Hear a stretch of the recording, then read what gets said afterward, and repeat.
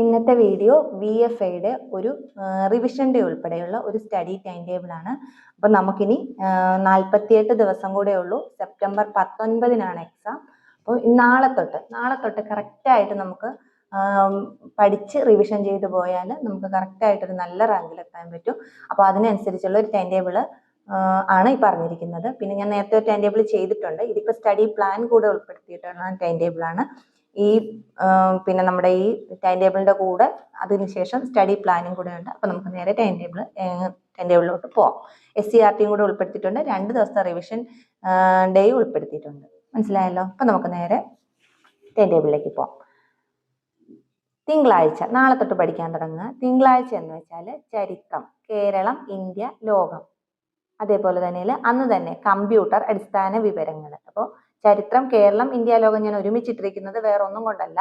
പിന്നെ നമുക്ക് ഇതുമായിട്ട് കണക്റ്റഡ് ആയിട്ട് എന്തെങ്കിലും ഒക്കെ വരും. അപ്പോൾ അതുകൊണ്ട് നമുക്കത് കണക്ട് ചെയ്ത് പഠിക്കാനായിട്ടാണ്. അത് 5 മാർക്കിനാണ്. പിന്നെ മറ്റൊരു കാര്യം എന്ന് വെച്ചാൽ എല്ലാ ദിവസവും നമ്മൾ കറണ്ട് അഫയേഴ്സ് അപ്ഡേറ്റ് ചെയ്ത് പോകുക. അത് 20 മാർക്കിൻ്റെയാണ്. കൂടെ SCERTയുടെ ഏതൊക്കെയാണ് ഇതിനോടനുബന്ധിച്ചുള്ള ചാപ്റ്റേഴ്സ് അത് ലിസ്റ്റ് ചെയ്ത് വെച്ച് പഠിക്കാനായിട്ട് ശ്രമിക്കുക.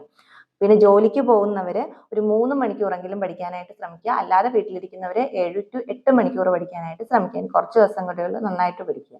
അപ്പോൾ ഈ കേരള, ഇന്ത്യ, ലോകം കൂടുതൽ ഇട്ടിരിക്കുന്നത് ഇനിയിപ്പോൾ കൂടുതൽ നമ്മൾ പിന്നെ നമ്മുടെ സബ്ജക്റ്റ് ഇട്ടിരിക്കുന്നതെന്ന് വെച്ചാൽ നമുക്ക് സമയമില്ലാത്തതുകൊണ്ടാണ്. മനസ്സിലായല്ലോ? ഒന്നാമത്തെ ദിവസം അത് രണ്ടും പഠിക്കുക. ചൊവ്വാഴ്ച ഭൂമിശാസ്ത്രം, കേരളം, ഇന്ത്യ, ലോകം 5 മാർക്കിൻ്റെയാണ്. അന്ന് തന്നെ ഇന്ത്യൻ ഭരണഘടന കൂടെ നോക്കുക. ബുധനാഴ്ച ധനതത്വശാസ്ത്രം, അന്ന് തന്നെ കേരളം, ഭരണ സംവിധാനങ്ങൾ അതെല്ലാം ഈ ദിവസം പഠിക്കുക, കമ്മീഷനുകൾ ഉൾപ്പെടെ. അന്ന് തന്നെ നമ്മൾ ഇംഗ്ലീഷും പഠിക്കാനായിട്ട് ശ്രമിക്കുക. ഇംഗ്ലീഷ് 10 മാർക്കിൻ്റെയാണ്. അപ്പോൾ കുറച്ചുകൂടി ഇമ്പോർട്ടൻസ് കൊടുത്ത് പഠിക്കാനായിട്ട് ശ്രമിക്കുക. പിന്നെ വ്യാഴാഴ്ച റിവിഷൻ ഡേ ആണ്. അന്ന് നമുക്ക് കുറച്ച് റിലാക്സ് ചെയ്യാം. കല, കായികം, സാഹിത്യം, സംസ്കാരം അതും.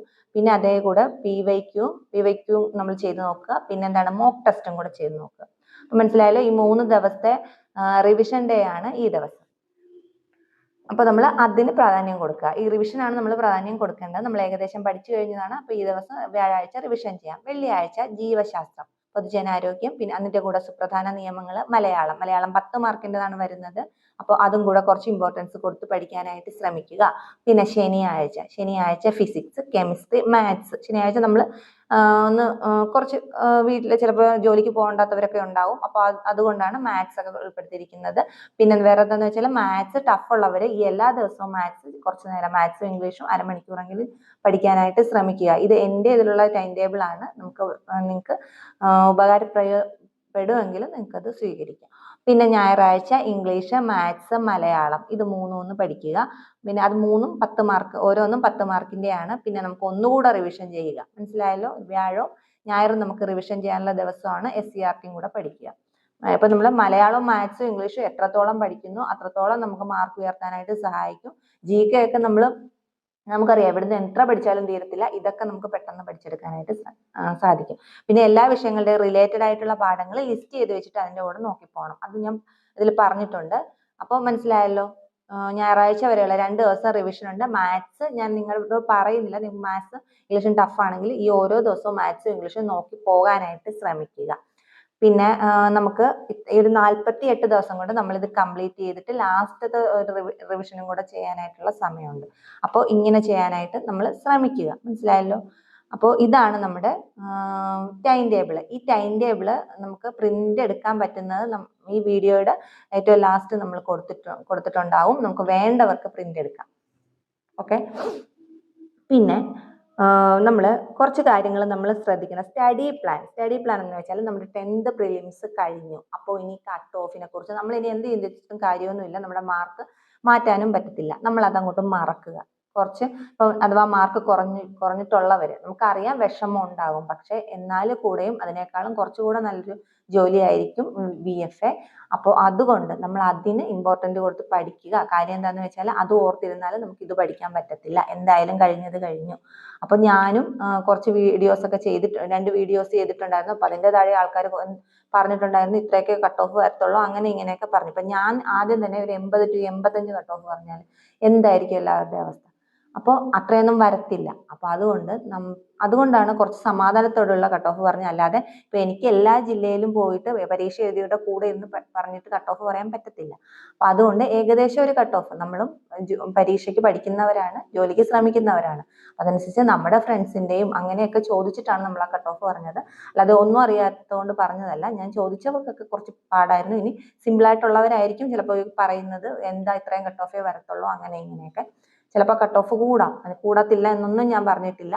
പിന്നെ അതിൻ്റെ താഴെ ഞാൻ പ്രത്യേകം പറഞ്ഞിട്ടുള്ള ഒരു കാര്യമുണ്ട്, നമ്മൾ അടുത്ത എക്സാം ഇത് നോക്കിയിരിക്കരുത്, ഇനി അവസരങ്ങൾ വരും, വിഷമിക്കരുത്. ഞാൻ പ്രത്യേകം പറഞ്ഞിട്ടുണ്ട്, ഇതൊരു കട്ട് ഓഫ് പ്രഡിക്ഷൻ ആണെന്നും പറഞ്ഞിട്ടുണ്ട്. അപ്പൊ അതുകൊണ്ട് കട്ട് ഓഫ് കറക്റ്റ് പറയാനായിട്ട് നമുക്ക് എനിക്കെന്നല്ല ഒരു മനുഷ്യർക്കും പറയാൻ പറ്റത്തില്ല. അതൊരു പ്രഡിക്ഷൻ വീഡിയോയാണ്. ഞാൻ കണ്ട കുറച്ച് ആൾക്കാരുടെ ഇത് നോക്കിയിട്ടാണ് ഞാനത് ചെയ്തിരിക്കുന്നത്. അത് ഞാൻ പറഞ്ഞതേ ഉള്ളൂ. അല്ലാതെ എനിക്ക് കറക്റ്റായിട്ട് ഇപ്പോൾ എനിക്ക് പറഞ്ഞു തരാനായിട്ട് എനിക്കെന്നല്ല ആർക്കും പറ്റത്തില്ല. അപ്പം എല്ലാവർക്കും ഏകദേശം ടഫ് ഉള്ളത് കൊണ്ടാണ് ആ ഒരു ഇത് പറഞ്ഞത് ഞാൻ. അപ്പോൾ അടുത്ത കാര്യം എന്താണെന്ന് വെച്ചാൽ, കഴിഞ്ഞ എക്സാമിൻ്റെ എല്ലാ കാര്യങ്ങളും മാറ്റി വെക്കുക. പിന്നെ ജോലിക്ക് പോകുന്നവർ ഒരു 3 മണിക്കൂറും അല്ലാത്തവർ ഒരു 7-8 മണിക്കൂറും പഠിക്കാനായിട്ട് ശ്രമിക്കുക. പിന്നെ കറക്റ്റ് പ്ലാൻ തയ്യാറാക്കുക. ഇന്ന ദിവസം ഇന്നത് എന്ന രീതിയിൽ നമ്മളൊന്ന് തയ്യാറാക്കി വെക്കുക. അല്ലാതെ നമ്മൾ തോന്നുന്ന പോലെ ചെയ്യരുത്. ഇനിയുള്ള ദിവസങ്ങളിൽ ഒരു ദിവസം ഒരു OMR വെച്ചെങ്കിലും നമ്മൾ ചെയ്ത് നോക്കുക. കറക്റ്റ് ഒരു OMR വെച്ചെങ്കിലും ചെയ്ത് നോക്കിയിട്ട് എവിടുന്നൊക്കെയാണ് നമുക്ക് പോരായ്മ വരുന്നത് അത് പരിഹരിച്ചിട്ട് മുന്നോട്ട് പോകാനായിട്ട് ശ്രമിക്കുക. പിന്നെ നമ്മൾ എന്താണ് കറണ്ട് അഫയേഴ്സും മാത്സും ഇംഗ്ലീഷും മലയാളവും നമ്മൾ എന്നും അപ്ഡേറ്റ് ചെയ്യുക. അതാണ് ഏറ്റവും പ്രധാനപ്പെട്ട കാര്യം. അവാർഡുകൾ, നിയമനങ്ങൾ അതെല്ലാം നമ്മളൊന്ന് അപ്ഡേറ്റ് ചെയ്ത് വെച്ച് പോവുക. അപ്പോൾ കറക്റ്റ് ഒരു സ്റ്റഡി പ്ലാൻ കറക്റ്റായിട്ട് നമ്മൾ നിയമങ്ങളൊക്കെ നമ്മൾ കുറച്ചുകൂടെ നന്നായിട്ട് പഠിക്കുക. മറ്റേതിനേക്കാളും കുറച്ചുകൂടെ ഉണ്ട് പഠിക്കാനായിട്ട്. അതുകൊണ്ടാണ് ഇത്രയും ഒരു കൂടുതലായിട്ട് പറഞ്ഞിരിക്കുന്നത്. പിന്നെ LDCക്കും വേണ്ടി ഞാൻ ഒരെണ്ണം ചെയ്തിട്ടുണ്ട്. അത് വേണമെങ്കിൽ അതിന് ലിങ്ക് വേണമെങ്കിൽ ഞാൻ ഡിസ്ക്രിപ്ഷനിൽ കൊടുത്തേക്കാം. അപ്പോൾ ഞാൻ പറഞ്ഞു തന്നതെന്ന് വെച്ചാൽ 10th പ്രിലിംസ് കഴിഞ്ഞു. ഇനി ഒരു സ്റ്റേജ് കൂടെ ഉണ്ട്. അല്ലാത്തവർ ഇനി അതിനെക്കുറിച്ച് ആലോചിച്ച് ഇരിക്കാതിരിക്കുക. മനസ്സിലായല്ലോ? അപ്പോൾ കട്ട് ഓഫ് അതൊരു പ്രഡിക്ഷൻ മാത്രമാണ്, അല്ലാതെ കറക്റ്റ് എല്ലാവർക്കും അറിയത്തില്ല. അല്ലാതെ ഞാൻ തോന്നുന്ന പോലെ ഒന്നുമല്ല പറഞ്ഞിരിക്കുന്നത്. എനിക്കറിയാവുന്ന കുറച്ച് ആൾക്കാരുടെ കാര്യങ്ങളാണ് ഞാൻ പറഞ്ഞത്. പിന്നെ എന്താണ്, ഇന്നത്തെ വീഡിയോ ഇത്രയേ ഉള്ളൂ. വീഡിയോ ഇഷ്ടപ്പെട്ടെങ്കിൽ സബ്സ്ക്രൈബ് ചെയ്യുക, ഷെയർ ചെയ്യുക. എല്ലാവരും നന്നായിട്ട് പഠിക്കുക. നന്നായിട്ട് പഠിച്ചാൽ നമുക്ക് എന്തായാലും ഒരു നല്ല ജോലി കിട്ടും. അപ്പോൾ ഇത്രയേ ഉള്ളൂ. പിന്നെ ബെല്ലൈക്കൺ ക്ലിക്ക് ചെയ്യുക. ഞാൻ പറഞ്ഞല്ലോ, ടൈം ടേബിളിൻ്റെ ഇത് ലാസ്റ്റ് കൊടുത്തിട്ടുണ്ട്. വേണ്ടവർക്ക് പ്രിൻ്റ് ഔട്ട് എടുക്കാവുന്നതാണ്. അപ്പോൾ എല്ലാവർക്കും താങ്ക് യു.